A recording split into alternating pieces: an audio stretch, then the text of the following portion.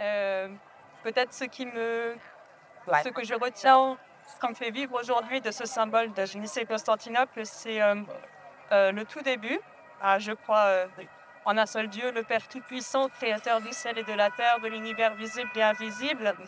Euh, Il y a ce Dieu créateur qui est affirmé, mais ce qui est mis en avant, c'est pas un Dieu créateur qui crée et qui ensuite est loin de sa création, mais c'est un Dieu qui est Père. C'est ça qui est affirmé en premier. Et c'est le Père qui est tout-puissant, c'est pas un créateur tout-puissant. Et du coup, c'est un Père qui donne vie et qui accompagne la vie. Et cette toute-puissance, elle se dit dans cette vie qu'il suscite en tout temps, en tout lieu, cette vie qu'il restaure. Voilà.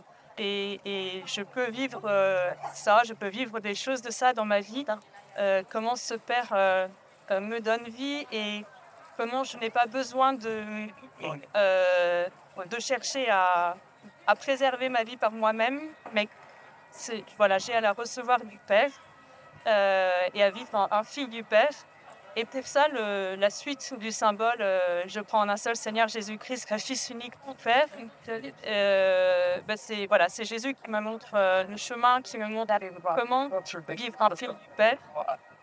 Et quand je le regarde dans les évangiles, je peux voir qu'effectivement, il s'est entièrement reçu, il a reçu sa vie de son Père.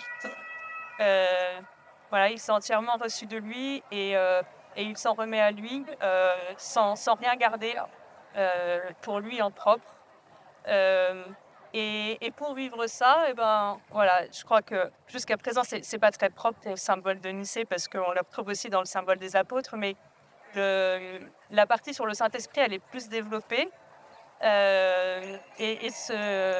Voilà, l'Esprit Saint qui est Seigneur et qui donne la vie, donc qui est cet esprit que Jésus a reçu du Père et dont il a vécu toute sa vie, cet esprit, il m'a aussi été donné. Voilà, Jésus nous l'a envoyé une fois qu'il est remonté vers le Père et je l'ai reçu à mon baptême, à ma confirmation. Voilà, c'est un don pendant mes baptêmes que je reçois et qui me fait vivre. Et cet esprit, il a parlé par les prophètes et je crois qu'il parle encore aujourd'hui, qu'il parle encore par lui. Et voilà,